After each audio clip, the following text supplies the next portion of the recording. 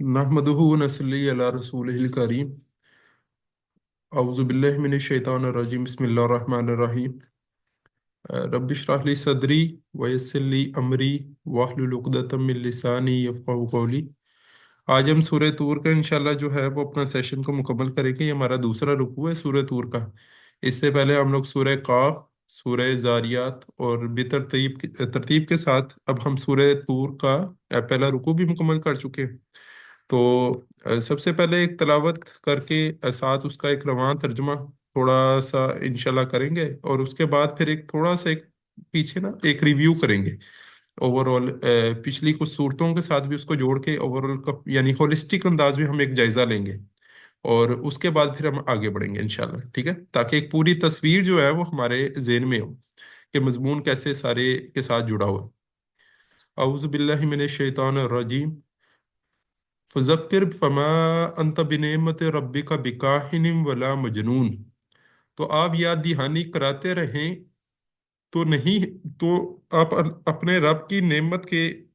यानी अल्लाह ताला के फजल से आप अपने रब की नेमत से नहीं है काहिन और ना मजनून। अम यकूलून शायर, क्या वो कहते हैं कि शायर है। न तरब्बसु बिही रैबल मनून, कि हम इंतजार कर रहे हैं उसके बारे में हवाती से रोजगार का, हवादी से जमाना का इंतजार कर रहे हैं। कुल तरब्बसू, कह दो कि तुम इंतजार करो, तुम भी देखो। फ़इन्नी माअकुम मिनल मुतरब्बिसीन, तो यकीनन हम भी तुम्हारे साथ जो है मुतरब्बिसीन देख रहे हैं। अम तअमुरुहुम अहलामुहुम बिहाजा, क्या उनकी अक्लें उन्हें इस बात का हुक्म देती हैं। अम हम कौमुन तागून, या फिर वो एक बगावत करने वाली कौम है, बागी ग्रोह है, बागी कौम है। अम यकूलून तकव्वला, क्या वो कहते हैं कि इसको इसने गढ़ लिया है। बल्ला युमिनून, बल्कि वो ईमान ना नहीं चाहते। फलयतू भी हदीस मिसली, तो चाहिए कि वो ले आए कोई हदीस इसके मिसल। इन कानु सादिकीन, अगर वो सच्चे हैं। अम खुलिकु मिन गैरि शैइन अम हुमुल खालिकून, क्या तख्लीक किए गए हैं वो एक बगैर किसी शय के। अम हुमुल खालिकून, या वो आप ही अपने खालिक हैं। अम खालकुस समावाति वल अर्ज़, क्या उन्होंने आसमानों और जमीन को तख्लीक किया। बल्ला युकिनून, बल्कि वो यकीन नहीं रखते। अम इंदहुम खजाइन रब्बिक, क्या उनके पास तुम्हारे रब के खजाने मौजूद हैं। अम हुमुल मुसैतिरून, या वो इंचार्ज हैं। अम लहुम सुल्लम यस्तमीऊन फीह, क्या उनके पास सीढ़ी है कि वो आसमान में लगाकर उसको सुन गुन लेते हैं। फलयाती मुस्तमीउहुम भी सुल्तान मुबीन, तो वो ले आए जो भी उन्होंने सुना है उसको दलील के साथ, रोशन दलील के साथ उसको वाज़ह करें। अम लहुल बनात वलकुमुल बनून, क्या उसके लिए हों बेटियां और तुम्हारे लिए हों बेटे। अम तसअलुहुम अजरन फहुम मिन मगरम मुस्कलून, क्या तुमने उनसे कोई उजरत तलब की है। फहुम मिन मगरम मुस्कलून, तो वो उस उजरत के यानी उस तवान दले वो ज्यादा दब के रह गए हैं। अम इंदहुमुल गैबु फहुम यक्तबून, क्या उनके पास गैब है जिसको वो लिख रहे हैं। अम युरीदून कैदा, क्या वो इरादा करते हैं कैद का, किसी प्लानिंग का, किसी तदबीर का। फल्लजीना कफरु हुमुल मकीदून,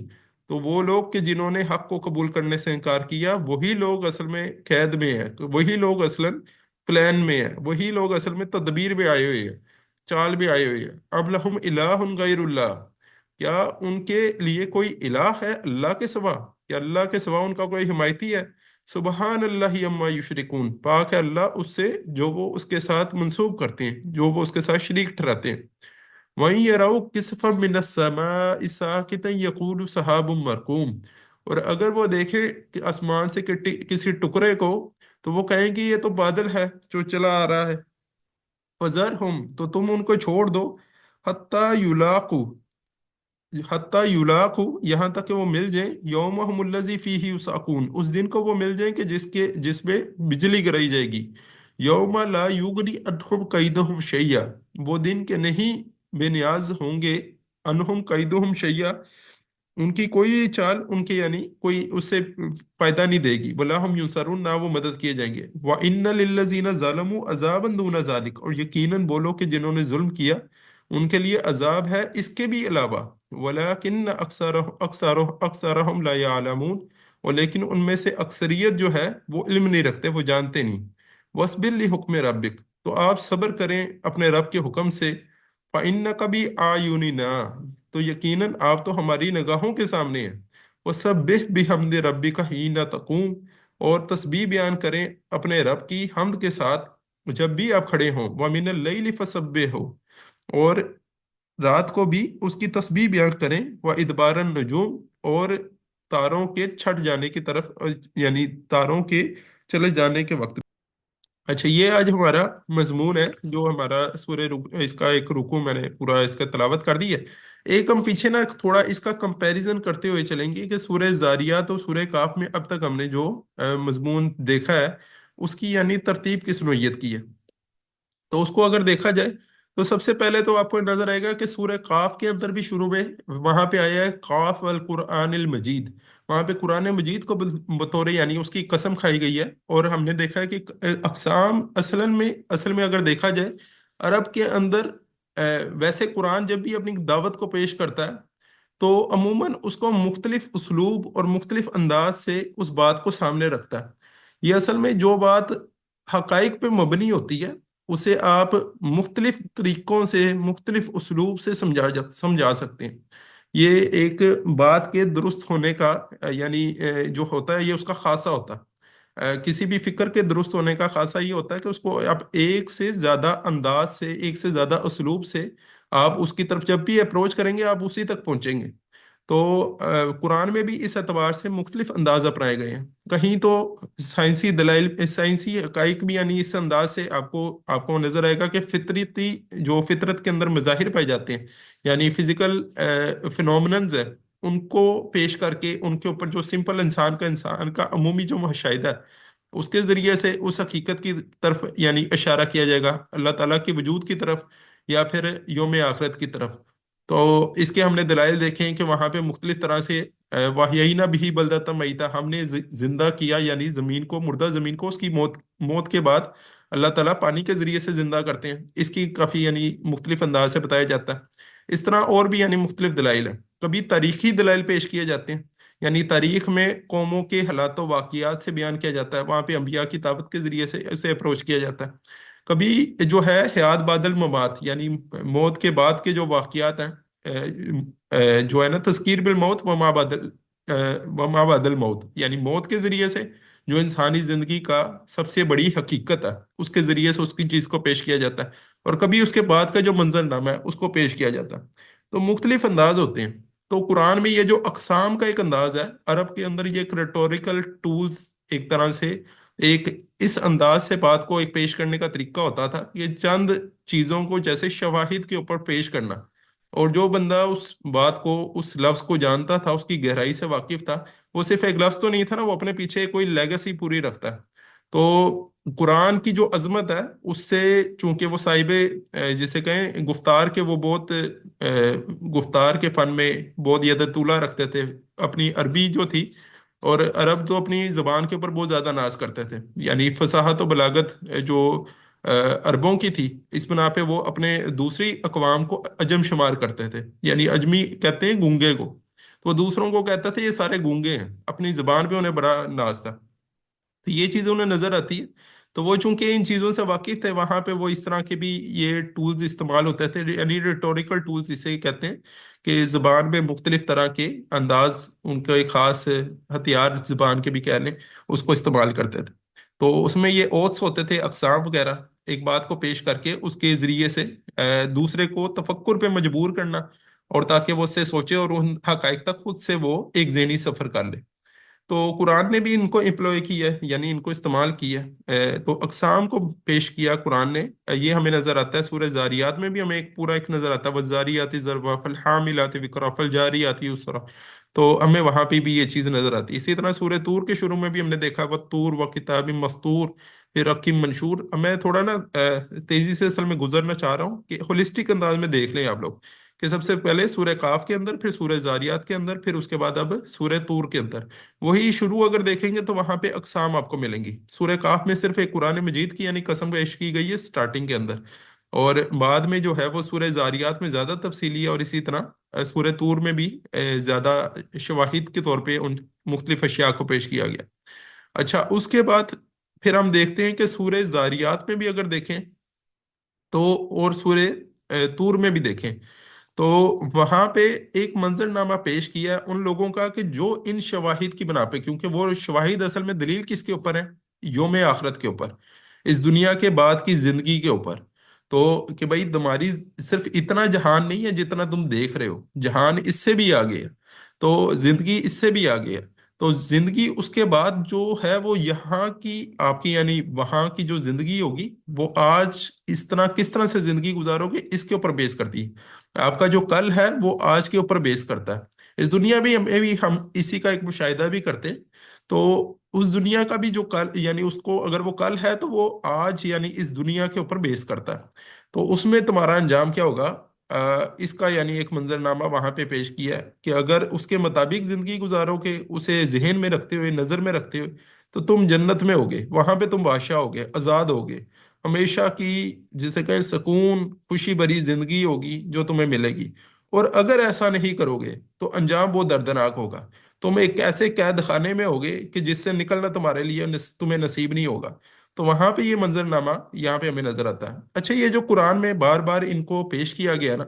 اس کا بنیادی تو مقصد ہے کہ ایک فرد کے اندر اس چیز کو تھوڑا یعنی کئی بار لگتا ہے کہ منظر نامے بار بار کیوں پیش کیے گئے ہیں، انسان سوچتا ہے. تو یہ ایک طرح کی ہیمرنگ ہے. ٹھیک ہے، ایک انسان کو پوری طرح سے بھائی یہ سوچ لو، اسے اس منظر نامے کو ذہن میں رکھتے ہوئے زندگی گزارو. یہ مجھے یاد پڑتا ہے کراچی یونیورسٹی کے ایک وہ وائس چانسلر تھے، تو ان کی تحریر تھی. تو انہوں نے ذکر کیا کہ جی میں چھوٹا تھا تو میری والدہ نے مجھے غالباً کوئی بینک کے یا کسی ایسی جگہ کوئی دفتر تھا، تو انہوں نے دیکھا وہاں پہ جو مینیجر ہے یا ان کا جو بڑا بوس ہے، ایگزیکٹو ہے، وہ تو ایک اے سی والے کمرے کے اندر موجود ہے، اور باقی جو باہر لوگ موجود ہیں وہ پسینے سے شرابور ہیں. گرمیوں کے دن تھے. تو اس کی ماں نے اسے کہا کہ بیٹا یہ دیکھ لو، اگر تم محنت کر لو گے تو تم اس کمرے میں ہوگے، اگر محنت نہیں کرو گے تو یہ باہر والے کمرے میں ہوگے. تو یہ جو ہمارے بھی یعنی یہ عموماً انسان کی سائیکی ہے نا، انسان اسی بنا پہ بھاگ دوڑ کرتا ہے، کوشش کرتا ہے. تو آپ کو اللہ تعالیٰ نے یعنی ہم لوگوں کو بھی پھر بات کا وہ منظر نامہ دکھایا کہ دیکھو یہاں پہ محنت کر لو گے تو وہاں پہ سکون ہوگا،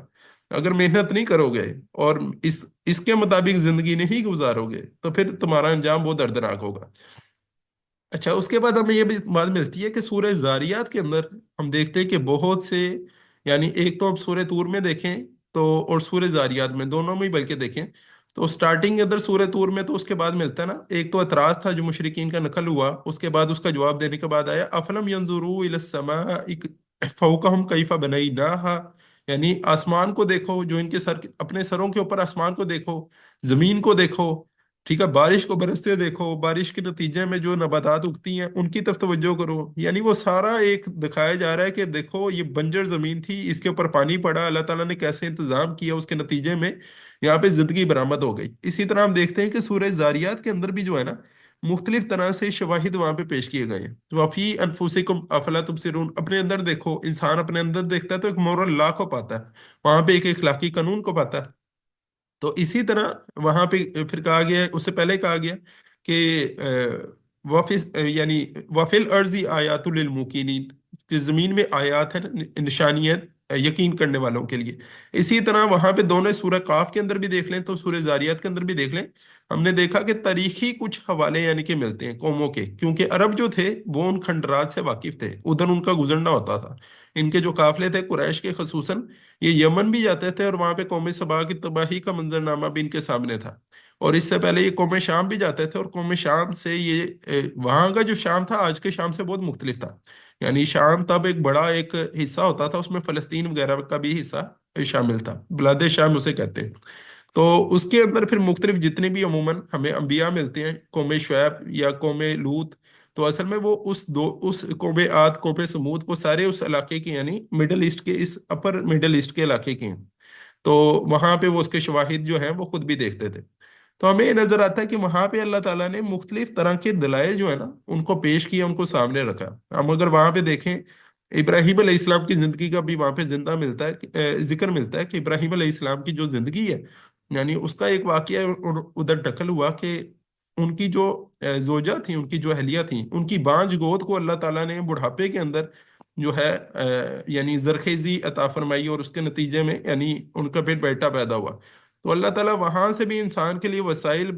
یعنی جو ہے اسباب پیدا کرنے پہ قادر ہے، جہاں سے انسان کو گمان بھی نہیں ہوتا۔ ایک اس کا بھی طرف اشارہ، اور ایک حیات بعد الممات کی طرف، اس کے اندر بھی ایک نشانی ہے، وہی اگر پیچھے دوسری نشانیوں کے ساتھ اس کو جوڑ کے دیکھا جائے، واحیینا بہ بلدۃ میتا کے ساتھ آپ اس واقعے کو بھی جوڑ لیں تو یہ چیز اور کھلے گی، ٹھیک ہے؟ تو اب یہاں پہ ہم دیکھتے ہیں کہ سورہ طور کے اندر اس طرح کا انداز نہیں ہے۔ سورہ طور کے اندر اب سوالات، مختلف اعتراضات ہیں، اور ان کو جو جواب دینے کا انداز ہے وہ بھی بالکل مختلف ہے۔ یہاں پہ کسی قسم کے پروف آپ کو نہیں ملیں گے کہ اللہ تعالیٰ یہاں پہ کوئی دلائل پیش کر رہے ہوں، بلکہ یہاں پہ ان کا جو مائنڈ سیٹ تھا، وہ جو اعتراضات کر رہے تھے، اور اعتراضات میں بھی زیادہ تر ان کا جو انداز ہے وہ ہے الزامات کا، وہ ہے ایک گھٹیا زبان کا۔ تو گھٹیا زبان کہہ لیں، اور ساتھ میں مختلف طرح کے الزامات وہ آپ صلی اللہ علیہ وسلم کے اوپر ان کی کریکٹر اسیسنیشن کے حوالے سے، یا جسے کہیں ایک فرد کو ڈیگریڈ کرنے والے جو الفاظ ہوتے ہیں، اس طرح کے الفاظ وہ وہاں پہ یہاں پہ استعمال کرتے آپ کو نظر آئیں گے سورہ طور کے اندر۔ تو یہاں پہ ایک تو ان کا وہ اخلاقی کردار جو ہے وہ واضح کیا گیا کہ ان کا کردار کیسا ہے،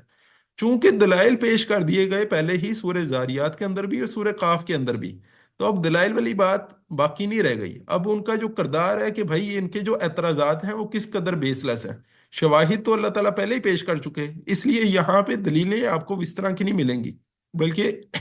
یہاں پہ ان کی ریزن ایک پوائنٹ آؤٹ کی گئی کہ یہ کیوں ایسا کر رہے ہیں، اس کی وجوہات کیا ہیں، یہ جو آپ صلی اللہ علیہ وسلم کے کردار کو اتنا متون کر رہے ہیں۔ اور جو بھی دائی اس فکر کو لے کے اٹھتا ہے، جو بھی دائی آج بھی انہی حقائق کی طرف لوگوں کو دعوت دیتا ہے، جو بھی شخص ان باتوں کی طرف دعوت دیتا ہے، تو اس کے نتیجے میں بہت سے لوگ اس کے خلاف ہوتے ہیں، ٹھیک ہے؟ تو اس کی جو وجوہات ہیں وہ بھی ہم یہاں پہ تھوڑا جائزہ لیں گے۔ اسی کے ساتھ پھر یہاں پہ چیلنج ملتا ہے، یہاں پہ صرف ایک چیلنج یعنی کہ انہیں کیا گیا کہ اگر بھائی تمہیں یہ ساری باتیں تمہیں ایسا لگتا ہے تو تم ایسا کرو، اس قرآن کی مثل کوئی شے لے کے آؤ۔ اور قرآن کے مثل لانا ان کے لیے یہ ممکن نہیں تھا، یہ اس سے ان کی عقلیں عاجز تھیں کہ قرآن کو جو شخص عربی میں سمجھتا ہو اسے یہ حقائق واضح ہوتے ہیں کہ قرآن کے اندر گہرائی کتنی ہے، اس کے الفاظ میں گہرائی کتنی ہے، اس کی باتوں میں گہرائی کتنی ہے۔ تو اس کے یعنی یہ چیز وہ جانتے تھے، اس سے وہ ان کی، وہ حالانکہ صاحب گفتار تھے، اپنی زبان پہ انہیں میں نے ذکر بھی کیا اس کا، لیکن جو قرآن کی فصاحت و بلاغت تھی اس کے سامنے ان کی زبانیں عاجز تھیں۔ تو اب ہم آگے چلتے ہیں، یہاں سے ہم انشاءاللہ شروع کریں گے۔ شاید میں تھوڑا سا روانی میں جا رہا ہوں، لیکن اس کا اصل میں مقصد یہ ہے کہ ہم اس کو جو ہے نا، مضمون تھوڑا سا طویل ہے، تو چاہ رہا ہوں کہ میں اس کو ایک نشست کے اندر ہی ہم مکمل کر سکیں، ٹھیک ہے؟ اچھا، کوئی سوال ہو اس حوالے سے نا تو ضرور کر لیجیے گا۔ تو اعوذ باللہ من الشیطان الرجیم، بسم اللہ الرحمن الرحیم۔ فذکر فما انت بنعمت ربک بکاہن ولا مجنون۔ تو آپ یاد دہانی کراتے رہیں، یعنی اب یہ ہم نے دیکھا تھا، کسی کو یاد ہے کہ ہم نے سورہ قاف کے اندر بھی وہاں پہ بھی تذکیر کا ایک ذکر آیا، آخری جو اس کی آیت ہے، تو اس کے اندر ایک تذکیر کا ذکر ہے، اسی طرح یعنی ایک خاص اسی طرح کے الفاظ ہیں فذکر کے۔ اسی طرح ہم دیکھیں کہ سورہ زاریات میں تو وہاں پہ بھی ذکر کا الفاظ یعنی کہ موجود ہیں۔ اچھا، مصحف کو نہ کھول کے ویسے رکھا کریں، میں اشارہ بھی کر دیتا ہوتا ہوں۔ تو وہاں پہ سورہ قاف کے اندر آیا ہے، سب سے جو اس کی آخری آیت ہے نا، وہاں پہ آیا فذکر بالقرآن من یخاف وعید، کہ اس قرآن کے ذریعے سے آپ لوگوں کو یاد دلاتے رہیں، یہی سبق دہراتے رہیں، من یخاف وعید، جو بھی ہماری اس وعید سے ڈرے گا، ہماری اس یہ جو ہم اسے اس آنے والے ایک منظر نامہ ہم اسے بتا رہے ہیں کہ دنیا کے بعد دنیا کے حوالے سے، تو وہی اسے قبول بھی کرے گا۔ اور سورہ یعنی اس قرآن کے ذریعے سے آپ پھر بھی تذکیر کرتے رہیں۔ اور اسی طرح سورہ زاریات کے اندر ہمیں ملتا ہے کہ وہاں پہ آیا وذکر فإن ذکر تنفع المؤمنین، کہ آپ تذکیر کرتے رہیے، آپ اپنا یہ مشن جاری رکھیے، آپ لوگوں کو یہ بھولا ہوا جو سبق ہے، یہ سبق وہ بھول گئے ہیں، یہ انسان کے سبق جو ہے وہ اصلاً انسان کی فطرت میں موجود ہے، لیکن اس سبق کو وہ حوادث زمانہ نے یا زمانے کے جو مسائل ہوتے ہیں وہ انسان کو، چونکہ انسان اس دنیا کو کیوں بھول جاتا، یہاں پہ جب وہ مسائل بہت زیادہ دیکھتا ہے وہ شارٹ کٹ نکالنا چاہتا، آسان رستہ نکالنا چاہتا، حرام خوریاں انسان اس کی ممکن نہیں ہو پاتی، اندر کی جو آواز ہوتی ہے وہ بالکل مختلف ہے، اندر کی آواز کہہ رہی ہے یہ کام نہیں کرنا، لیکن باہر وہ دیکھتا ہے کہ یہ وقت کی یعنی اسے اپنی جو ضروریات ہیں، ان کی ضروریات سے بھی زیادہ بلکہ سہولیات وہ تب تک حاصل نہیں کر سکتا جب تک اس ایک خاص जिसे कहें कि खास हद को क्रॉस ना करे, तो उसके नतीजे में फिर इंसान ऐसा करता है। तो फिर भी वो यही कहा गया कि इस के जरिए से, आप इस कुरान के जरिए से इनको याद दिलाते रहें, इनका पुराना जो भूला हुआ सबक है ये उसी की पुकार है, ये उसी का यहाँ पे इस कुरान के अंदर जिक्र है। अच्छा, इधर यहाँ पे कहा गया फजक्किर, आप फिर भी अपनी इसी बात को दोहराते रहिए, इन्हें समझाते रहिए। फमा अंत बिनेमत रब्बी का बिकाहिनी वला मजनून,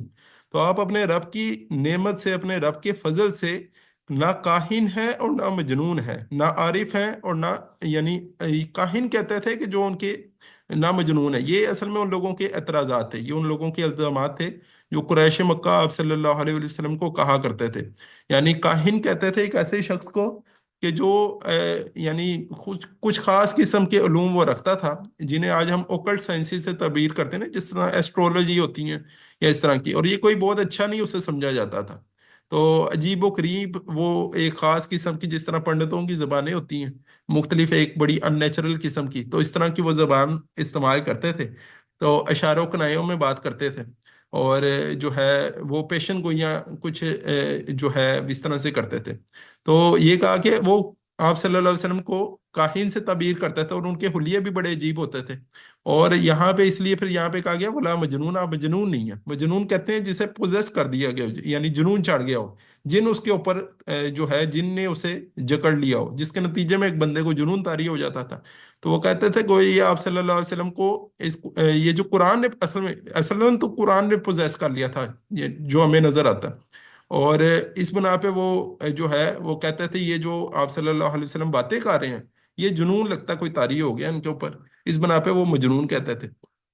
तो अल्लाह ताला ने इस बात की नफी की है। अच्छा, दाई के लिए जो ये बातें होती हैं ना,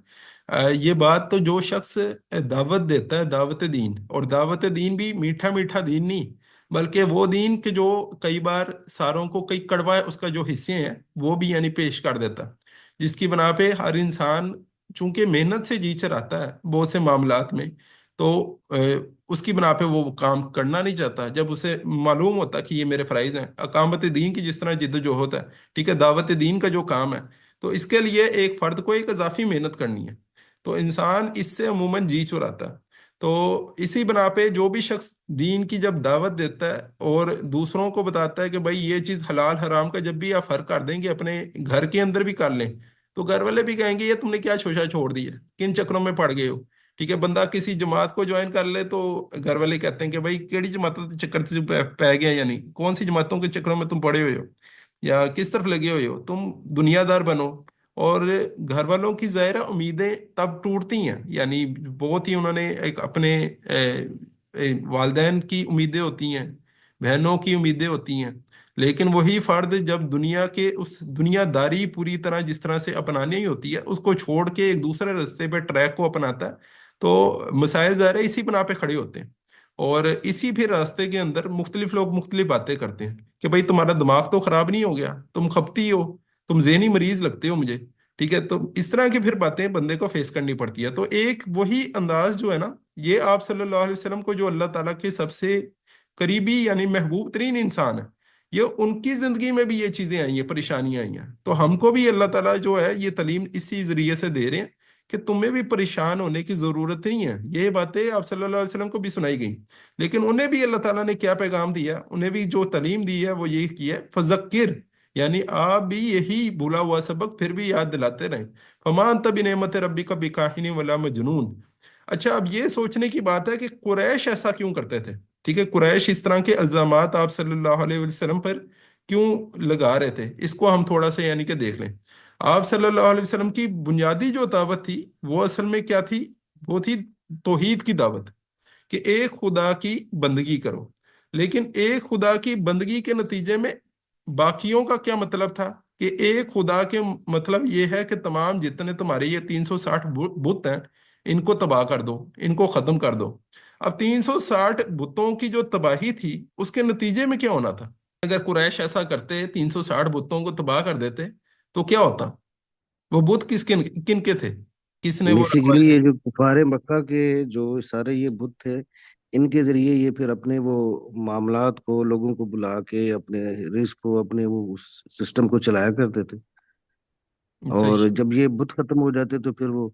توحید کی طرف آ جاتے اور ایک اللہ کی طرف آ جاتے، تو ان کے وہ کاروبار جو انہوں نے شروع کیے ہوئے تھے وہ سارے بند ہو جانے کاروبار سارے ٹھپ ہو جاتے ہیں۔ پھر ایک تھے۔ 360 بتوں کو اگر وہ تباہ کرتے، عرب کے، اس کا مطلب کوئی 360 کے قریب قبائل تھے یا جتنے انہوں نے بت رکھوائے تھے، وہ سارے قریش کے خلاف کھڑے نہ ہو جاتے، اور قریش کی جتنی سیادت وغیرہ عموماً جو ان کا رعب، ان کی جو لیڈرشپ تھی، وہ ساری ختم ہو جاتی جب وہ 360 بتوں کو ختم کرتے۔ اسی بنا پہ تو کعبے میں یعنی ان کے جو سارے موجود تھے عرب کے اندر، ان کے اسفار جو تھے، صحرا کی جو زندگی ہوتی ہے یہ بہت ٹف زندگی ہوتی ہے، اور صحرا میں لوگ سروائیو جب نہیں، انہیں ضروریات زندگی جان کے لالے پڑے ہوں، تو سب سے آسان پھر جو معاملہ انہیں نظر آتا ہے وہ ڈاک کے دوسروں کو لوٹنا، جس کے پاس خوراک ہے اس کا مال چھین لو، ٹھیک ہے؟ تو یہ وہاں کا یعنی طور طریقہ تھا، رواج تھا۔ عرب کے اندر قریش کا یہ معاملہ تھا کہ چونکہ ان کو ایک مذہبی لیڈرشپ ان کو ایک طرح سے حاصل تھی، سارے بت ان کے پاس تھے، کعبے کو سارے لوگ جو ہے ایک اس کی ایک خاص حیثیت، پیچھے وہ ابراہیم علیہ السلام سے تعلق ان کا تھا، تو اس بنا پہ عربوں کا معاملہ گویا جس طرح ایک جگہ کوئی پیر ہوتے ہیں نا، کسی مزار کا کوئی مجاور ہوتا ہے، تو بالکل اسی طرح مجاور کی ایک حیثیت انہیں حاصل تھی، اور ان کے جو قافلے تھے وہ محفوظ تھے، اور وہ شام بھی سفر کرتے تھے، یمن بھی سفر کرتے تھے، کوئی ان کے قافلے کو ہاتھ نہیں لگاتا تھا۔ اب انہیں پتا تھا کہ آپ صلی اللہ علیہ وسلم جو دعوت دے رہے ہیں اس کا نتیجہ کیا ہے، اس کی ضربیں کہاں لگتی ہیں، اس کی ضرب پھر یہ لگتی ہے کہ جی ہمیں ان ساروں کی تباہی بھی کرنی ہے، اور تباہی کریں گے تمام عرب بھی ہمارے خلاف ہوں گے، ہماری معیشت بالکل ٹھپ ہو جائے گی، ختم ہو جائیں گی، یہ چیز ان لوگوں کو نظر آ رہی تھی۔ اچھا، آپ صلی اللہ علیہ وسلم جو دعوت دے رہے تھے، آپ صلی اللہ علیہ وسلم اس کے نتیجے میں کیا کہہ رہے تھے؟ قولو لا الہ الا اللہ تفلیحو، اگر تم لا الہ الا اللہ کہو گے تو تم فلاح پا جاؤ گے، تم کامیاب ہو جاؤ گے۔ اچھا، یہ باتیں اب وہ کیا ان کا اصل میں کیا تھا کہ ایک تو انہیں یہ بات، اس کو اللہ کے رسول صلی اللہ علیہ وسلم نے کیا واضح کیا؟ واضح یہ کیا کہ حق اصل میں کیا ہے، یعنی جو درست ہے وہ فیکچوئل ہے، وہ ہے جو اپنی ایک سٹینڈنگ رکھتا ہے، وہ حقائق کے اوپر بیس کرتا ہے۔ اسی بنا پہ آپ صلی اللہ علیہ وسلم نے ان کو حقائق دکھائے ہیں۔ اصلاً تو قرآن کے اندر پچھلے جتنے ہم نے دلائل دیکھے نا، انہیں حقائق دکھائیں کہ اصل میں زندگی کی حقیقت یہ ہے، اصلاً یہ یوم آخرت کے پیچھے کیا شواہد ہیں ان کو تو یہ جو ہے نا بات، اس بنا پہ ہم دیکھتے ہیں کہ اب آپ صلی اللہ علیہ وسلم جو بات کہہ رہے تھے وہ قرآن میں ایک اور جگہ ذکر آیا کہ ذالک بین الذین کفروا اتبعوا الباطل، یہ اس وجہ سے کہ جو حق سے منہ موڑ کے زندگی یہ لوگ گزار رہے ہیں، اتبعوا الباطل، یہ باطل کے پیچھے ہی چل رہے ہیں، یعنی ان کی کوئی بیس نہیں ہے، ان کی فاؤنڈیشن نہیں ہے، اور وَأَنَّ الَّذِينَ آمَنُوا اتَّبَعُوا الْحَقَّ مِن رَبِّهِمْ، اور وہ لوگ کہ جو حق کی یعنی جو لوگ اس حق کی بات کو قبول کر رہے ہیں، اس کے اوپر ایمان رکھتے ہیں، وہ حقیقت کے پیچھے چل رہے ہیں، حقائق کے پیچھے یعنی ان کی اتباع کر رہے ہیں۔ اب یہاں پہ اصل میں سارا جو کاروبار تھا وہ ایک دھوکے کے اوپر بیس کرتا تھا، یعنی اصلاً وہ سارا فراڈ ہی تھا، لوگوں کو یہ بہت زیادہ جو توہم پرستی تھی ایک پھیلی ہوئی تھی، جس کی بنا پہ ان کا سارا کاروبار ہی اس توہم پرستی کے اوپر بیس کرتا تھا، بنیاد رکھتا تھا۔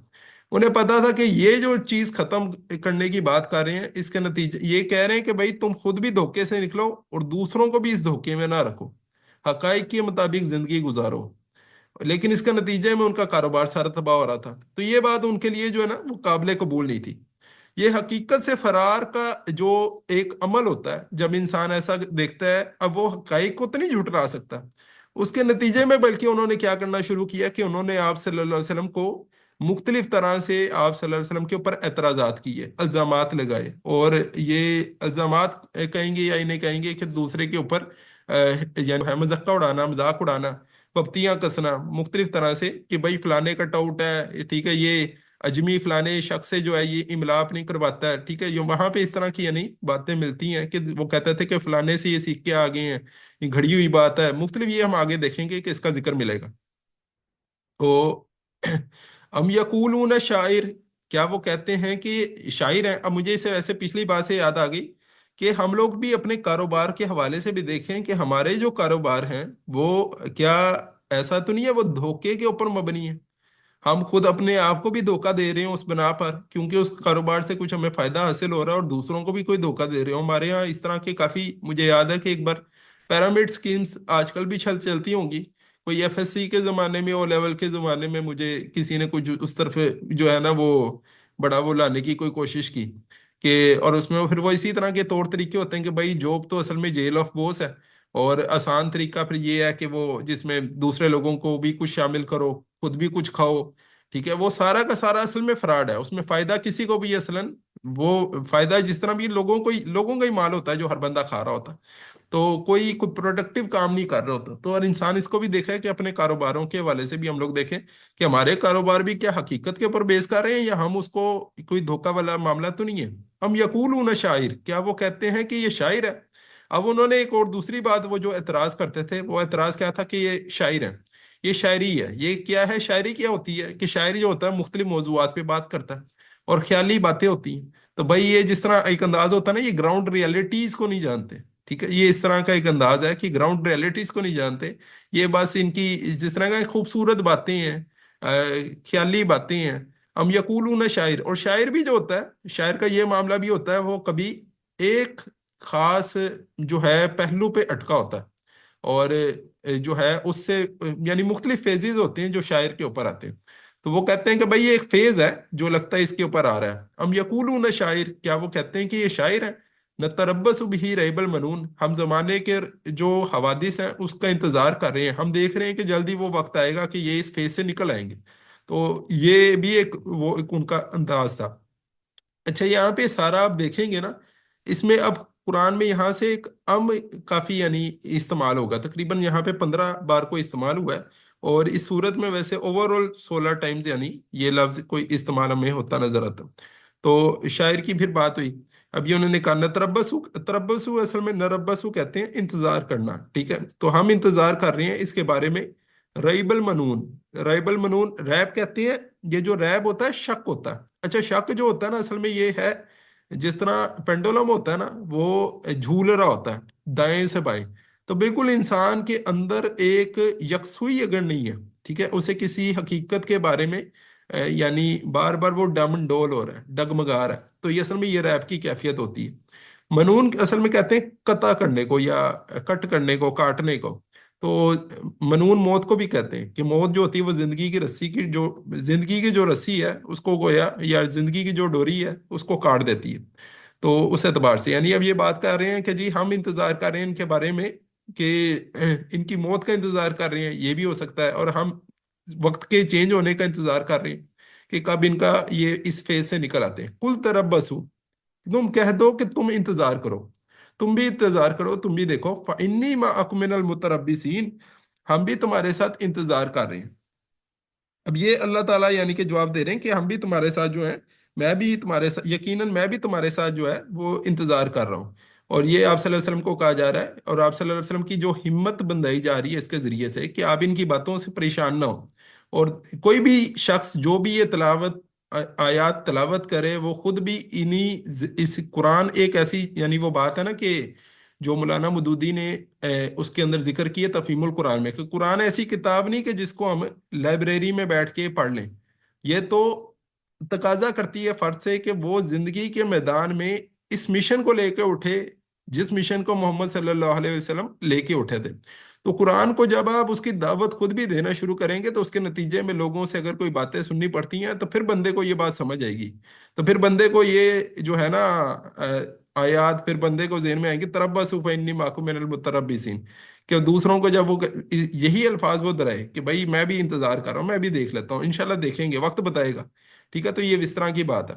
اچھا الٹیمیٹلی آج ہم دیکھتے ہیں یہ قرآن کی، دیکھیں یہ جو بات ہے قرآن کی بات کتنی ویلڈ تھی اس زمانے کے اندر، نازل وہ اس دور میں ہو رہا ہے جب دین کا کوئی غلبہ نہیں ہے، جب آپ صلی اللہ علیہ وسلم کے ساتھ کوئی زیادہ افراد موجود نہیں ہے، اس ٹائم پہ اللہ تعالیٰ آپ صلی اللہ علیہ وسلم کو کہہ رہے ہیں کہ آپ صلی اللہ علیہ وسلم کیا کہیں، فَإِنِّي مَعَكُم مِّنَ الْمُتَرَبِّصِينَ، میں بھی تمہارے ساتھ جو ہے وہ انتظار کر رہا ہوں۔ الٹیمیٹلی وقت نے کیا ثابت کیا؟ الٹیمیٹلی وقت نے ثابت کیا کہ آپ صلی اللہ علیہ وسلم بالکل سچ کہہ رہے تھے، اور حقائق کے اوپر بیس کرنے سے، زندگی گزارنے سے اس کا نتیجہ کیا تھا؟ اس کا نتیجہ یہ تھا کہ فارس، مصر، شام بعد میں یہ سارے علاقے مسلمانوں کے زیر نگی ہیں، اور وہ جو آپ صلی اللہ علیہ وسلم کی بات تھی کہ قولوا لا الہ الا اللہ تفلیحوا، اگر تم لا الہ الا اللہ کہو گے تو تم فلاح پا جاؤ گے۔ وقتی طور پہ سٹارٹنگ کے ایک فیز کے اندر بندے کو مشکلات اٹھانی پڑتی ہیں، لیکن وہ حقائق کے مطابق زندگی گزارے گا تو اس کے نتیجے میں اس کے لیے خیر والا معاملہ اس دنیا کے اندر بھی انشاءاللہ نکلے گا، اور آخرت میں تو نکلے گا۔ دنیا میں نہ بھی نکلے، اصل زندگی تو انسان کی صرف اتنی نہیں ہے نا، یہ بنیادی یعنی کہ قرآن بار بار اس بات کو پیش نظر انسان کے رکھتا ہے۔ ام تأمرہم احلامہم بہذا،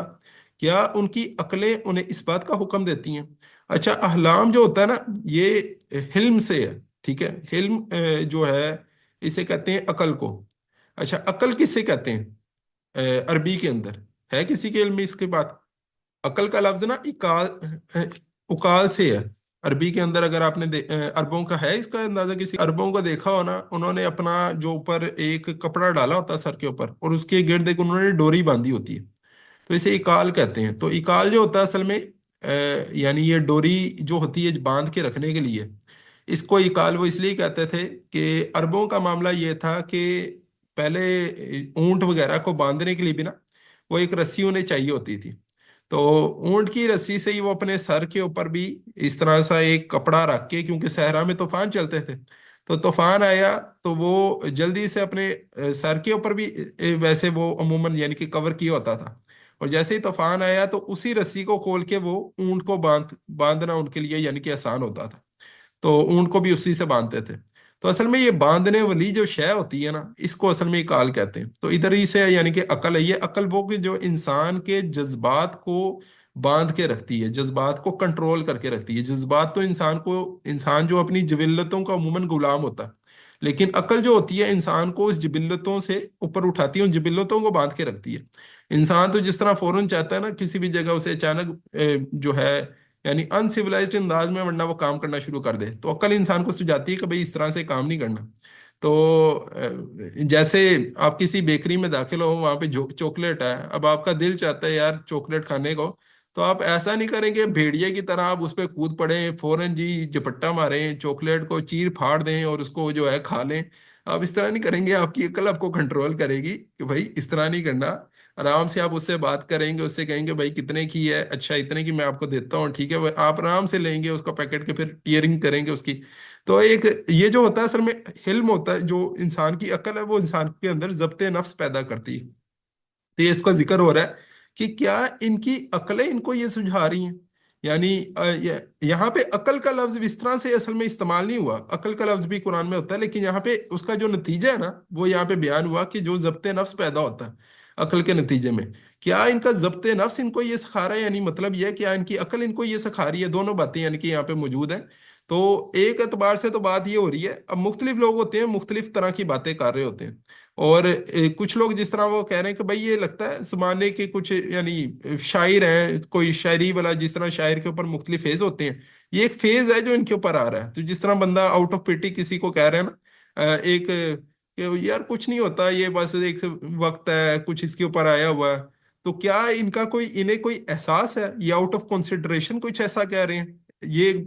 اس بات کی نفی ہو رہی ہے کہ ایسی بات نہیں ہے۔ اور ایک اس اعتبار سے بھی بات ہو رہی ہے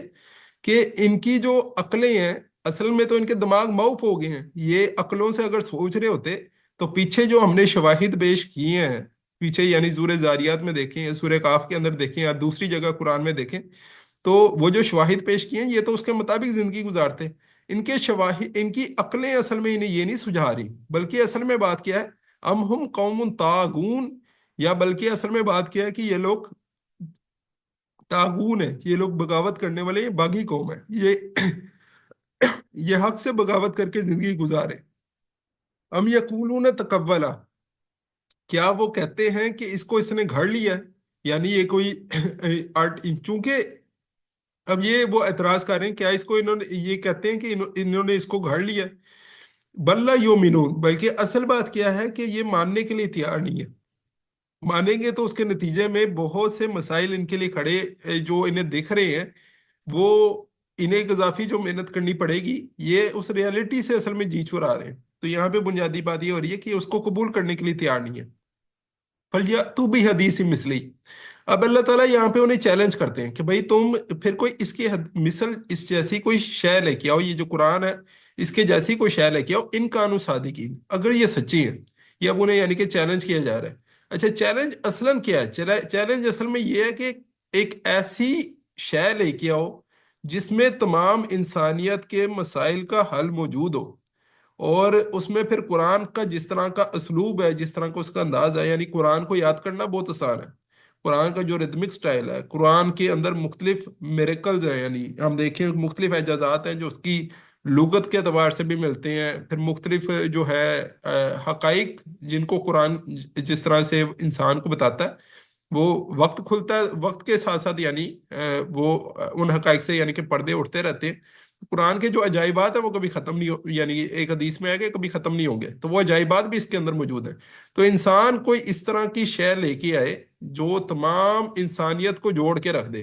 یعنی یہ قرآن تو ایک ایسی چیز ہے نا جس نے انہیں ایک نظریے کی دعوت دی ہے، نظریے سے جڑنے کا کہا ہے۔ وہ جن چیزوں سے جڑے ہوئے تھے، ان کی مختلف کسی کے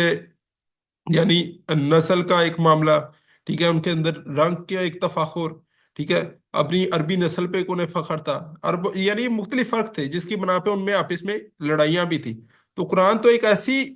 کتاب ہے کہ جو تمام انسانوں کو جوڑنے والی جو شے ہے، ایسا نظریہ جو جوڑنے والا شے ہے۔ تو فلیاتو بھی حدیث مثلی، تو وہ ایسی کوئی شے لے کے آئیں، ایسی کوئی بات لے کے آئیں، ایسی کوئی کتاب لے کے آئیں، قرآن کی مثل کوئی شے لے کے آئیں، ان کانو صادقین، اگر وہ سچے ہیں۔ ام خلقوا من غیر شیء، کیا وہ تخلیق کیے گئے ہیں غیر شے سے؟ غیر شے کہتے ہیں نتھنگنس، یعنی آؤٹ آف دا بلو، جو وہ کیا یہ خود بخود پیدا ہو گئے ہیں؟ یہ اس طرح کا انداز ہے، کیا یہ خود بخود پیدا ہو گئے ہیں یا بغیر کسی یعنی اس چیز کے تو نہیں یہ پیدا ہو گئے؟ ام ہم الخالقون، یا پھر انہوں نے آپ اپنے آپ کو تخلیق کر لیا ہے؟ ایسی بات بھی نہیں ہے۔ اب یہ اصل میں ساری جو باتیں کہی جا رہی ہیں نا، کیا ایسا ہے، کیا ایسا ہے یا ایسا ہے، یہ اصل میں بات تو ان کے سامنے رکھ کے پیش کی جا رہا ہے کہ بھائی تم لوگوں کی سوچ کیا اس طرح کی ہے؟ اگر وہ بات نہیں ہے، اگر اللہ تعالیٰ نے تم کو تخلیق نہیں کیا، اگر مرنے کے بعد جی اٹھنا نہیں ہے، تو کیا تم لوگوں نے یعنی خود بخود پیدا ہو گئے؟ خود تم نے اپنے آپ کو تخلیق کیا؟ کیا اس طرح ہوتا ہے؟ ٹھیک ہے، یہ اس کی نفی ہو رہی ہے۔ ام خلق السماوات والارض، کیا انہوں نے تخلیق کیا ہے آسمانوں کو اور زمین کو؟ ایسی بات نہیں ہے، یعنی بل لا یوقنون، بلکہ اصل بات کیا ہے کہ وہ یقین کرنے کے لیے تیار نہیں ہے۔ ٹھیک ہے، یہ اصل میں سارا مسئلہ یہ ہے کہ وہ ماننے کے لیے تیار نہیں ہے۔ مانیں گے تو یہ اصل میں حقائق سے انسان جو بھاگ رہا ہے، یہ اس کی یعنی کہ بات ہو رہی ہے کہ حقائق سے یہ جی چرا رہے ہیں، یہ ان کو یقین کرنے کے لیے تیار نہیں ہے۔ اصل میں ان کی ہٹ دربی ہے۔ ام عندہم خزائن ربک، کیا ان کے پاس خزانے ہیں اپنے رب کے، یعنی رب کے جو خزانے ہیں وہ کیا ان کے ہاتھ میں ہیں؟ اب یہ اصل میں ایک اور اعتراض کی بات ہو رہی ہے۔ ایک اعتراض ان کا تھا کہ آپ صلی اللہ علیہ وسلم کا جو انتخاب ہے، اس کے اوپر ان کا اعتراض تھا کہ اللہ نے اگر نبی بنانا تھا تو وہ ہمارے یہ جو طائف اور مکہ دو بڑی یعنی گروہ، دو بڑے علاقے تھے ان کے عرب کے مشہور، تو ان کے سرداروں کو کیوں نہیں اللہ تعالیٰ نے اپنی نمائندگی کے لیے چنا؟ اللہ تعالیٰ نے چنا تو ایک علیحدہ سے کسی شخص کو، ٹھیک ہے، تو یعنی سرداروں کا جو معاملہ تھا، ابو جہل کو نہیں چنا جو ابو الحکم، یعنی کہ ان کے نزدیک تو وہ ابو الحکم تھا، عمر بن حشام جو تھا، تو اس کو نہیں چنا، ٹھیک ہے، ولید بن مغیرہ کو نہیں چنا، دوسرے کسی شخص کو نہیں چنا۔ تو یہ اب وہ کہہ رہے ہیں انتخاب پہ ان کا ایک آبجیکشن تھا۔ اب یہ اس کا یعنی کہ جواب دیا جا رہا ہے کہ کیا اللہ تعالیٰ کے جو خزانے ہیں ان کی کنجیاں اللہ تعالیٰ نے ان کے حوالے کر دی ہیں کہ انہوں نے بانٹنا ہے، انہوں نے سلیکشن کرنی ہے؟ کیا ایسی بات ہے؟ ام ہم المسیطرون، یا پھر یہ انچارج بنائے گئے ہیں مختلف معاملات کے اندر؟ کیا ان کو کوئی اللہ تعالیٰ نے ڈیوٹی ان کے سپرد کی گئی ہے؟ ٹھیک ہے، تو ایسی بات نہیں ہے۔ اب لہم سلم یستمیعون فی، کیا ان کے پاس سیڑھی ہے جو انہوں نے آسمان میں لگا لی ہے کہ جس کی بنا پر یہ اوپر جا کے بات سنتے ہیں؟ اللہ تعالیٰ نے ان کو بتایا کہ بھائی ایسا نہیں ہے، تو کیا ان کے پاس کوئی سیڑھی ہے؟ یہ بالکل ایسا اندازہ ہے، اس دور میں ظاہر ہے سیڑھی والا معاملہ تھا۔ آج کا دور ہوتا تو کہا جاتا کہ بھائی کیا ان کے پاس کوئی راکٹ ہے کہ جا کے کیا راکٹ یہ لے کے چلے گئے ہیں اوپر جا کے اللہ تعالیٰ کی باتیں سن لی ہیں؟ جس طرح فرعون نے کہا تھا کہ جی اس کے وقت میں عمارت کا کافی معاملہ تھا، جس طرح پیرامڈز ہے، تو اس نے کہا میرے لیے ایک عمارت بناؤ، میں اللہ تعالیٰ سے جو ہے وہ سوال کروں، پوچھوں، یہ موسیٰ علیہ السلام کے حوالے سے یعنی۔ تو اس نے بھی اس طرح کی بات کی تھی۔ تو یہ انہیں کہا گیا کہ یا ان کے پاس کوئی سیڑھی ہے کہ جو انہوں نے لگا لی اور یہ پھر آسمان میں لگا کر انہوں نے سن لی ہے؟ فلیاتی مستمیعہم بسلطان مبین، تو جو انہوں نے وہاں سے سنا ہے تو پھر ایسا کریں کہ جو بھی یہ سنگن انہوں نے کی ہے اس کی کوئی کھلی دلیل کے ساتھ اس کو ثابت کریں۔ یعنی انہیں کیسے پتا کہ اللہ تعالیٰ کیا چاہتا ہے؟ ام لہ البنات ولکم المنون، اب یہ ان کا ایک اور اعتراض تھا، وہ کیا اس کے لیے تو ہوں بیٹیاں اور تمہارے لیے ہوں بیٹے؟ یہ اللہ تعالیٰ کے لیے، یعنی وہ منسوب کرتے تھے کہ اللہ تعالیٰ کے جو ہے وہ اللہ تعالیٰ نے کی یہ جو فرشتے ہیں یہ اللہ تعالیٰ کی بیٹی ہیں، تو اسی یعنی یہ فرشتوں کو اللہ تعالیٰ کی بیٹیاں قرار دیتے تھے، حالانکہ اپنا معاملہ کیا تھا کہ اپنی بیٹیوں کو وہ زندہ درگور کر دیتے تھے، اور بیٹی لڑکی کوئی پسند کا وہاں پہ معاملہ نہیں تھا، اس کو وہ اکنامک لائبلٹی سمجھتے تھے، ایک معاشی بوجھ سمجھتے تھے، تو اس بنا پہ اس کو زندہ ہی درگور کر دیتے تھے، اپنے لیے وہ بیٹے پسند کرتے تھے، لیکن اللہ تعالیٰ کی نے انہوں نے کیا پسند کی؟ بیٹیاں۔ تو یہ ان کا کیا جا رہا ہے کہ جس طرح قرآن میں ایک جگہ ہے نا، تل کا ازن قسمت زیزا، کہ یہ تو بڑی بھوٹنی تقسیم ہے جو تم کہہ رہے ہو، ٹھیک ہے۔ اچھا، اسی کو دیکھیں ہم اس آیت کے ساتھ، یہ جو پیچھے آیت بیان ہوئی ہے نا، ام عندہم خزائن ربک ام ہم المسیطرون، تو کیا ان کے پاس تمہارے رب کے خزانے ہیں؟ اب یہ اس کی طرف بھی اشارہ ہو رہا ہے کہ بھائی ان کے پاس اللہ تعالیٰ کے خزانے موجود ہوتے ہیں نا، ان کی کنجیاں اللہ تعالیٰ نے ان کے حوالے کی ہوتی، تو یہ تو چنتے بھی تو بڑی بھونڈی سلیکشن کرتے، ٹھیک ہے، انہوں نے تو اللہ تعالیٰ کے لیے چنا بھی تو کیا چنا ہے، اپنے لیے کیا انتخاب کیا ہے، ٹھیک ہے۔ یہ ایک مذاق یعنی اس انداز میں ایک ان کے اوپر اب اعتراض ان کے یعنی اللہ تعالیٰ جو ہے وہ ذکر کر رہے ہیں کہ بھائی ہوتے ان کے پاس تو یہ کیا کرتے، ٹھیک ہے۔ ابھی انہوں نے یہ معاملہ کیا، ام تسألہم اجرا فہم من مغرم مثقلون، کیا تم نے ان سے کسی اجرت کا سوال کیا ہے تو وہ اس توان تلے جو ہے بوجھ تلے تب گئے ہیں؟ کیا ایسا ہوا کہ آپ صلی اللہ علیہ وسلم کی دعوت کو انہوں نے پھیلتے دیکھا تو وہ آپ صلی اللہ علیہ وسلم کے پاس آئے، انہوں نے کہا کہ جی آپ اپنی دعوت دے سے چھوڑ دیں،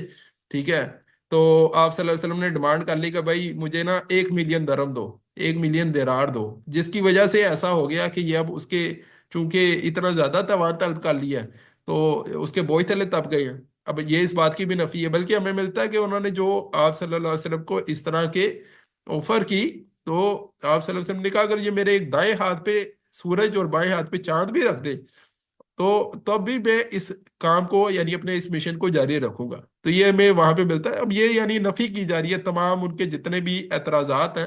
یا مختلف ہیں ان ساروں کی نفی کا ایک انداز ہے، یہاں پہ نفی نے خود نہیں کی بلکہ سامنے اس انداز میں باتوں کو پیش کیا کہ وہ خود اس کی نفی پہ مجبور ہو جائے۔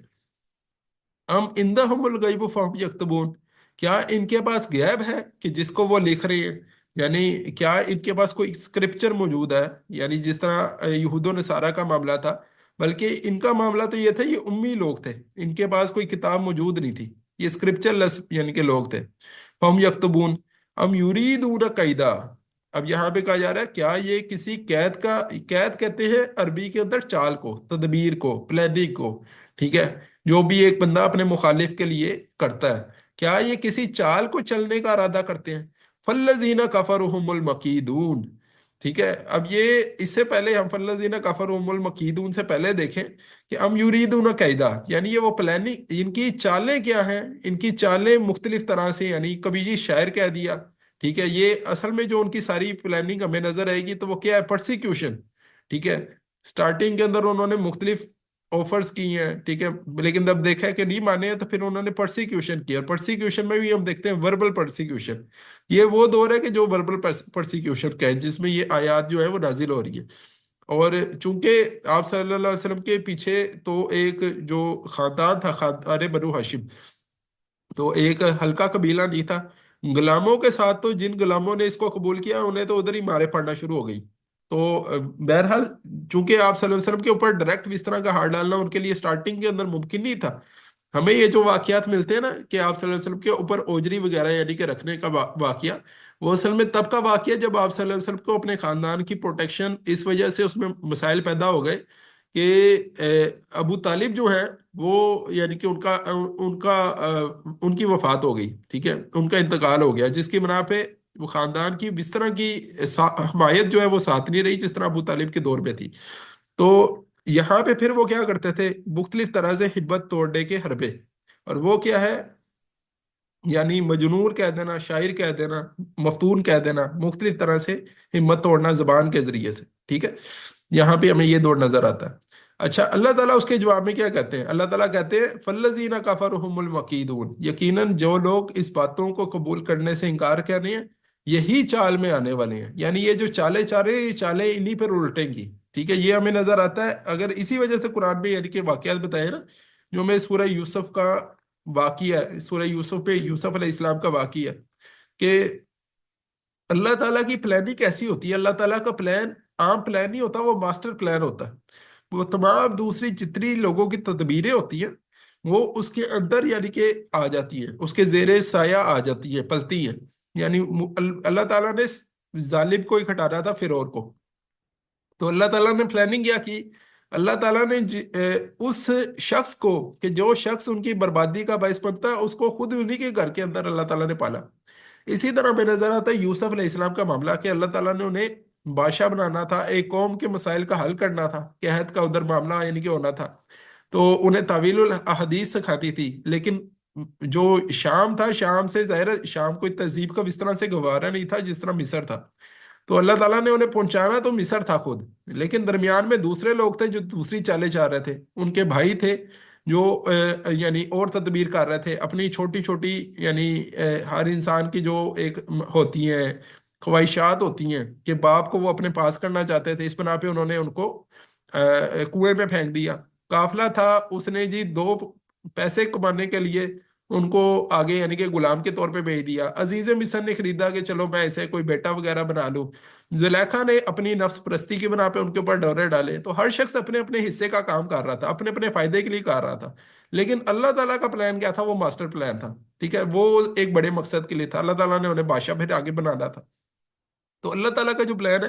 یہ بات ہو رہی ہے کہ وہی الٹیمیٹلی یعنی جو ہے وہ غالب رہتا ہے، وہ جس طرح قرآن میں ایک اور جگہ ہے ان اللہ غالب علی امری، یقینا اللہ تعالیٰ کا جو امر ہے وہی غالب رہتا ہے۔ ام لہم الہ غیر اللہ، کیا ان کے پاس الہ ہے اللہ کے سوا؟ کیا ان کے پاس حمایتی ہیں اللہ کے علاوہ؟ سبحان اللہ عما یشرکون، یعنی خدا سے بھاگ کے یہ کدھر جا سکتے ہیں؟ پاک ہے اللہ تعالیٰ اس سے جو وہ اس کے ساتھ منسوب کر رہے ہیں۔ وَإِن يَرَوْا كِسْفًا مِّنَ السَّمَاءِ سَاقِطًا يَقُولُ سَحَابٌ مَّرْكُومٌ، اب یہاں پہ ایک اور یعنی انداز ہے، یہاں پہ ان کی جو اصل میں مسئلہ ہے اب یہاں پہ اس کو ایکسپوز کیا جا رہا ہے پھر دوبارہ ایک اور انداز سے کہ بھائی اگر تو یہ آسمان پہ کوئی ٹکڑا بھی دیکھ لے نا، کہ بادل کا کوئی ٹکڑا آ رہا ہے عذاب کا، یقول سحاب مرکوم، تو یہ کہیں گے یہ تو صرف بادل ہے جو امٹا چلا آ رہا ہے، یعنی اس کے نتیجے میں بارش ہوگی، یہ حقیقت کو جو یعنی صرف نظر کر رہے ہیں اور صرف نظر کر کے اس کے متعلق کچھ دوسری یعنی دیکھتے ہوئے کی بھی، جسے کہتے ہیں جاگتے کو تو سوتے کو تو جگایا جا سکتا ہے، جاگتے کو کیسے جگایا جائے؟ تو یہ اس سے حقیقت سے جو فرار اختیار کر رہے ہیں تو اس کے نتیجے میں یہ پھر ایسی بات کہتے ہیں اگر ہم ان کے اوپر کوئی آسمان سے ٹکڑا بھی بھیجتے، ٹھیک ہے؟ فَذَرْهُمْ حَتَّى يُلَاقُوا يَوْمَهُمُ الَّذِي فِيهِ يُسْعَقُونَ، تو تم انہیں چھوڑ دو یہاں تک کہ یہ ملاقات کر لیں اس دن کو کہ جس میں ان پر بجلیاں گرائی جائیں گی۔ اب یہ کس دن کی بات ہو رہی ہے؟ ایک تو اس اعتبار سے ہوگا کہ یعنی ہم دیکھیں کہ ایک تو انفرادی موت، ٹھیک ہے؟ انفرادی موت کے حوالے سے دیکھیں کہ اس جب یہ مر جائیں گے تو تب یہ اس حقیقت کو خود سے دیکھ لیں گے، تو اس لیے تم انہیں چھوڑ دو، ایک تو اس لیے یہاں سے بات ہو رہی ہے، وہ جس طرح وہ آئے نا سورہ کاف میں ہم نے دیکھا وَجَاءَتْ سَكْرَةُ الْمَوْتِ بِالْحَقِّ ذَلِكَ مَا كُنْتَ مِنْهُ تَحِيدُ، یعنی آ گئی موت کی گشی حق کے ساتھ، حقیقت کے یعنی پردے جو ہے وہ اب حقائق کے اوپر جو پردہ ڈالا ہوا تھا اس کو اس موت نے اٹھا دیا کہ جن سے تو کنی اتراتا تھا، تو ایک تو اس کا بھی یعنی ذکر ہو رہا ہے، اسی کے ساتھ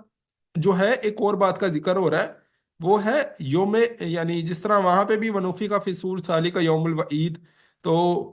ایک ہے قیامت کا کہ جس دن قیامت آئے گی اس دن تک کے لیے تم انہیں چھوڑ دو، ایک اس کی بھی بات ہو رہی ہے، تب حقائق سے پردہ اٹھ جائے گا۔ ایک تیسری بات ہو رہی ہے یوم بدر کی کہ یوم بدر کے اندر جب ان کے جو 70 بڑے تھے یعنی 70 جو ان کے لیڈران تھے بڑے وہ سارے ختم ہو گئے، تو گویا قریش کے اوپر تو بجلیاں گر گئی نا، یہ اس طرح کا معاملہ ہوا، تو تم انہیں چھوڑ دو یہاں تک کہ یہ مل جائے اس دن کو کہ جس میں ان کے اوپر بجلیاں گریں گی، ٹھیک ہے، ان کے جو سارے گھرانے تھے وہ پھر ماتم کا وہاں پہ ماحول ایک یعنی جو ہے وہ ہم دیکھتے ہیں بعد میں بدر کے بعد کا، ٹھیک ہے، تو یہ اس میں وہ ساری باتیں موجود ہیں۔ یوم لا یغنی انہم کیدہم شیئا، وہ دن کے نہیں وہ دن کے نہیں فائدہ دے گی ان کی چالیں انہیں کچھ بھی، ولا ہم ینصرون، اور یہ مدد نہیں کیے جائیں گے۔ اچھا، یہاں پہ یوم سے مراد پھر وہی ہم لیں گے، یعنی جو ہے فرقان کا دن اور جو ہے یوم آخرت کا دن۔ وَإِنَّ لِلَّذِينَ ظَلَمُوا عَذَابًا دُونَ ذَلِكَ، اور یقیناً وہ لوگ کہ جنہوں نے ظلم کیا ان کے لیے عذاب ہے اس کے بھی علاوہ۔ وَلَكِنَّ أَكْثَرُهُمْ لَا يَعْلَمُونَ، اور لیکن ان کی اکثریت جانتے نہیں ہیں۔ اب جن لوگوں نے ظلم کیا ان کے لیے عذاب اس کے علاوہ بھی ہے، یعنی اس کے علاوہ سے جو پھر بعد مراد ہے وہ مراد اگر ہم دیکھیں یوم فرقان، اگر پیچھے مراد تھا کہ بھائی یوم فرقان کے بعد بھی جب ان کو موت آئے گی تو موت کے نتیجے میں پھر جو انہیں بعد میں عذاب ملنے والا ہے، یعنی عذاب قبر بھی ملنا ہے، اور عذاب قبر کے بعد پھر اصل جو عذاب ہے جس کا قرآن کے شروع میں اس کی سورت کے شروع میں ذکر کیا کہ ان عذاب ربی کا لواقع، تو اس کا ذکر کیا ہے، تو وہاں پہ وہ عذاب بھی یہ فیس کریں گے، اور لیکن ان کی اکثریت جانتی نہیں ہے۔ اب یہ آخری یعنی حصہ ہے، آخری چند ایک آیات ہیں، اب اس میں آپ صلی اللہ علیہ وسلم کی ہمت کو بندھایا جا رہا ہے، اور جو بھی دائی ہے اس کی یعنی اس کی ہمت کو بندھانے کا، یعنی اس کو موٹیویشن یہاں سے یعنی پھر مزید یعنی ملنے والا یہاں پہ مواد موجود ہے۔ وَاسْبِرْ لِحُکْمِ رَبِّکَ، اور تم کیا کرو، اب اللہ تعالیٰ حکم کیا دے رہے ہیں کہ تم صبر کرو اپنے رب کے حکم سے۔ فَإِنَّكَ بِأَعْيُنِنَا، کہ تم ہماری نگاہوں میں ہو۔ وَسَبِّحْ بِحَمْدِ رَبِّكَ حِينَ تَقُومُ، اور تسبیح کرو حمد کے ساتھ اپنے رب کی یہاں یعنی جب بھی تم کھڑے ہو۔ اچھا، ہم نے سورہ بقرہ کے اندر، اگر آپ کو کسی کو یاد ہے وہ آیت کہ اللہ تعالیٰ نے بندے کو مدد طلب کرنی ہے، ہمت حاصل کرنی ہے، قوت حاصل کرنی ہے تو کس طرح سے حاصل کرے، اس کا ایک ذکر ہے، کسی کو وہ آیت یاد ہے؟ نماز سے۔ ہاں، وہ کیا ہے تو کسی کو یاد ہو؟ یا ایھا الذین آمنوا استعینوا بالصبر بالصبر والصلاة۔ والصلاة۔ بصبری وصلات، ٹھیک ہے، تو یہاں پہ اصل میں انداز دیکھیں نا تو وہی انداز ایک اور طرح سے کہا گیا کہ صبر کرو، یعنی صبر سے مراد ہے کہ جھیلو بھی، اور یہاں صبر سے یہ بھی مراد ہے کہ اس کو ثابت قدم رہو، ان باتوں کو جھیلو، برداشت کرو اور ثابت قدم رہو تم اپنے رب کے حکم پر۔ وَاسْبِرْ لِحُکْمِ رَبِّکَ فَإِنَّكَ بِأَعْيُنِنَا، اب یہ الفاظ نا بڑے خوبصورت الفاظ ہیں، فَإِنَّكَ بِأَعْيُنِنَا، یعنی یہ جب آپ مسائل میں ہو نا تو بندہ اپنے آپ کو یہ یاد دلائے کہ بھائی فَإِنَّكَ بِأَعْيُنِنَا، یعنی تم اللہ تعالیٰ کی نگاہوں میں ہو، تو یقیناً تم تو ہماری نگاہوں میں ہو، اللہ تعالیٰ کہہ رہے ہیں۔ تو یہ جو انداز ہے نا، بندہ مشکل وقت میں اپنے آپ کو یہ لازمی یاد کرنے چاہیے اس طرح کے الفاظ۔ تو وَسَبِّحْ بِحَمْدِ رَبِّكَ حِينَ تَقُومُ، اچھا تسبیح کرو، تسبیح والا پہلو میں نے نا پیچھے سورہ قاف کے آخر بھی حصے میں، یا پھر ہاں سورہ قاف کے آخر میں حصے میں میرے خیال میں اس کی تفصیل بھی تھوڑی بیان کی تھی کہ وہاں پہ مختلف الفاظ آئے تھے، وَمَا مَسَّنَا مِن لُغُوب، یا پھر آیا وَمَا أَنَا بِالظَّلَّامِ لِلْعَبِيدِ، ٹھیک ہے، تو وَمَا كَانَ رَبُّكَ نَسِيًّا، تو قرآن میں یہ مختلف نا جملے ملتے ہیں آپ کو، تو مشکل حالات میں ان جملوں کا جو بندہ اسے ذہن میں اگر رکھے نا، مما کا نا ربو کا نسیہ، یعنی کسی نے آپ کے اوپر ظلم کیا نا تو آپ اس کے اوپر پھر وہ اس کا ورد کریں کہ بھائی تمہارا رب اس کے ظلم کو بھولنے والا نہیں ہے جو اس نے تمہارے اوپر کیا، ٹھیک ہے، اللہ تعالیٰ لازمی بدلہ لیں گے، ٹھیک ہے، اللہ تعالیٰ لازمی مظلوم کی داد رسی کریں گے، کہ وما کانا ربو کا نسیہ۔ تو اسی طرح وہ وما مسنا من لغوب کا ہم نے ادھر دیکھا تھا، وما نا بالظلام للعبید اس کا بھی دیکھا تھا۔ تو یہ جو ہے نا فائنہ کا بھی آیونینا، یہ ہے ایک ہوتا ہے نگیشن کا پہلو کہ وَمَا اللَّهُ بِغَافِلٍ عَمَّا تَعْمَلُونَ، اللہ تعالیٰ غافل نہیں ہے اس سے جو وہ کر رہے ہیں، یہ ایک نگیشن کا پہلو ہے، ٹھیک ہے، نفی ہو رہی ہے۔ ایک ہے اس بات کا پہلو کہ بھائی تم ہماری نظروں میں ہو، وَاللَّهُ بَصِيرٌ بِمَا تَعْمَلُونَ،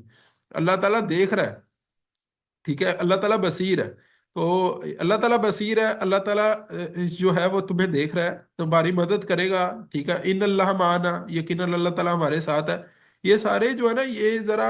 پوزیٹو پہلو ہیں، ٹھیک ہے، انہیں ہم کے اندر جوڑ کے دیکھا کریں۔ تو اس میں ایک اور بات بھی ہو رہی ہے یہاں پہ، وَسَبِّحْ بِحَمْدِ رَبِّكَ حِينَ تَقُومُ، میں نے بات کی تھی صبر کی اور نماز کی، تو یہاں اصل میں یہ بھی بات ہو رہی ہے کہ جب بھی تم کھڑے ہو، یعنی اب یہ بات ہو رہی ہے کہ جب ادھر سے ہٹو ان لوگوں کو دعوت دینے کے بعد نکلو تو پھر تم کیا کرو، تم نماز پڑھو، ٹھیک ہے؟ نماز پڑھنے کے نتیجے میں بندہ جب قرآن اصل میں اس میں کیا ہے، وہاں بھی جو اس کا سٹارٹ ہے نا، سبی بھی حمدہ ربی ہی سے اس کا سٹارٹ ہے، یعنی سبحانک اللہم و بحمدک کا، ٹھیک ہے؟ یہ ہم جو ثنا پڑھتے ہیں، ایک تو آغاز میں بھی وہی چیز ہے۔ اسی طرح یہاں پہ اس سے یہ بھی مراد ہے کہ نماز کے اندر بندہ جب جتنی آیات عموماً پڑھ رہا ہوتا ہے نا، ان میں یہی سبق اتارا جا رہا ہوتا ہے، جس طرح میں نے اس کا ذکر کیا مختلف آیات کا پیچھے تسبیح کے حوالے سے، جن کا میں نے ریفرنس دیا، تو اصل میں تو قرآن میں بہت سارا موٹیویشن انسان کو وہاں سے ملتی ہے۔ تو وَسَبِّحْ بِحَمْدِ رَبِّكَ حِينَ تَقُومُ، جب تم کھڑے ہو، وَمِنَ اللَّيْلِ فَسَبِّحْهُ، اور رات کو بھی اس کی تسبیح کرو، یعنی رات کو بھی جب تم نماز پڑھو، اصل میں یہ نماز کا یعنی کہ ذکر ہے وَإِدْبَارَ النُّجُومِ۔ اب رات کو تسبیح سے کیا مراد ہے؟ مغرب کی نماز بھی مراد ہے، عشاء کی نماز بھی مراد ہے۔ وَإِدْبَارَ النُّجُومِ، جب ستارے پلٹ رہے ہوتے ہیں، جب ستارے چھٹ رہے ہوتے ہیں، واپس جا رہے ہوتے ہیں، یعنی مراد ہے کہ صرف سحر ہونے کا وہی ہے۔ تو سحر کا جو وقت ہے، اس وقت تہجد کا جو وقت ہے، بندہ اللہ تعالیٰ سے بہت زیادہ قریبی ایک قربت محسوس کرتا ہے، باقیوں سے تنہا ہوتا ہے، علیحدہ ہوتا ہے، اور علیحدہ ہو کے وہ جس طرح ہم نے سورہ زاریات کے اندر پڑھا تھا نا، کانو قلیلا من اللیل ما یہجعون وبالاسحار هم یستغفرون، ٹھیک ہے؟ تو وہ راتوں کو جو ہے اٹھ کے کھڑے ہوتے ہیں جو محسنین ہوتے ہیں، جو مقربین ہوتے ہیں، جو سابقون السابقون ہوتے ہیں۔ تو یہ وہ وقت ہوتا ہے کہ جس میں بندہ جب قرآن پڑھتا ہے تو قرآن کی دعوت انسان کے دل کے اندر اترتی بھی ہے، اور اپنے حالات کا بھی وہ بہتر جائزہ لیتا ہے، اور قرآن کی دعوت کو دینے کا اس کے اندر حوصلہ بھی پیدا ہوتا ہے، لوگوں کی باتوں کو اس کے نتیجے میں جو اس نے سنی ہوتی ہیں اس سے مزید جو ہے قرآن شفا کا کام کرتا ہے، ٹھیک ہے؟ مرہم کا کام کرتا ہے۔ تو یہاں پہ ایک اس کی یعنی ذکر ہے۔ تو یہ ہمارا آج کا اس کا سیشن یعنی کہ مکمل ہو گیا۔ جاتے جاتے ایک جو ہے نا آخری ہم ایک جائزہ جو ہے نا دیکھیں، قرآن کی جو ہے، قرآن بڑی کمال کی کتاب ہے، یعنی اس کے جو اعجاز ہیں بندہ ان کے اوپر غور و فکر کرے۔ ہم نے پیچھے دیکھا کہ جو اللہ تعالیٰ نے یہ ساری باتیں جو ہیں کس زمانے میں نازل ہوئی ہیں، جب دین غالب نہیں ہے، جب آپ صلی اللہ علیہ وسلم کو کوئی کامیابی ملتی نظر نہیں آ رہی، ٹھیک ہے؟ جب آپ صلی اللہ علیہ وسلم کے ساتھی بھی بڑے تھوڑے ہیں، اس زمانے میں اللہ تعالیٰ یہ باتیں کہہ رہے ہیں کہ فَإِنَّ کا بھی آیوننا، اللہ تعالیٰ پیچھے کہتے ہیں کہ جو ہے یہ مدد نہیں کیے جائیں گے، یوم لا یغنی عنہم کیدہم شیئا، ٹھیک ہے؟ پیچھے ہم نے دیکھا کہ پیچھے جو بات آئی تھی نا، فائنل کافر، کہ جو کافر ہے ہم المکیدون، وہاں پہ بات آ رہی ہے۔ تو اس اعتبار سے دیکھیں تو قرآن کے بڑے اعجاز ہیں، ٹھیک ہے؟ قرآن سے اتنا بندے کے اندر یقین جو ہے وہ اصلاً قرآن سے پیدا ہوتا ہے۔ تو ایک اور چیز جاتے جاتے دیکھیں، سٹارٹ میں قرآن کی صورتوں کا یہ معاملہ ہوتا ہے، اس کا شروع اور آخر عموماً کئی بار آخر میں یعنی آپ کو اس کا جڑاؤ ایک نظر آ جائے گا۔ ہم نے سورہ طور کا شروع دیکھا تو وہاں پہ اقسام کے ذریعے سے جس بات کو ہائی لائٹ کیا گیا تھا نا، وہ بات تھی ان عذاب ربک لواقع، یقیناً تمہارے رب کا جو عذاب ہے وہ واقع ہونے والا ہے۔ اور آخر میں ہم دیکھتے ہیں کہ آخر میں یہی بات ہو رہی ہے کہ فَذَرْهُمْ حَتَّى يُلَاقُوا يَوْمَهُمُ الَّذِي فِيهِ يُسْعَقُونَ يَوْمَ لَا يُغْنِي عَنْهُمْ كَيْدُهُمْ شَيْئًا وَلَا هُمْ يُنصَرُونَ، ٹھیک ہے؟ وَإِنَّ لِلَّذِينَ ظَلَمُوا عَذَابًا دُونَ ذَلِكَ وَلَٰكِنَّ أَكْثَرَهُمْ لَا يَعْلَمُونَ۔ تو اسی عذاب کی حوالے سے دوبارہ سے یعنی اس کا ایک ذکر ہو رہا ہے۔ اچھا، پچھلی صورت کے ساتھ بھی ایک اس کا ریلیشن ہوتا ہے، وہ بھی ہم نے دیکھا کہ وہاں پہ آیا تھا وَإِنَّ الدِّينَ لَوَاقِعٌ، یہاں بھی ذکر آیا کہ ان عذاب ربک لواقع، ٹھیک ہے؟ تو ایک ریلیشن پچھلی صورت کے ساتھ بھی اس کا جڑتا ہے، کیونکہ پچھلی صورت اور یہ صورت جو ہے یہ آپس میں ایک جوڑے کی حیثیت رکھتی، ٹھیک ہے؟ اقول قولی ھذا واستغفر اللہ لی ولکم ولسائر المسلمین والمسلمات، سبحانک اللہم وبحمدک نشہد ان لا الہ الا انت نستغفرک ونتوب الیک۔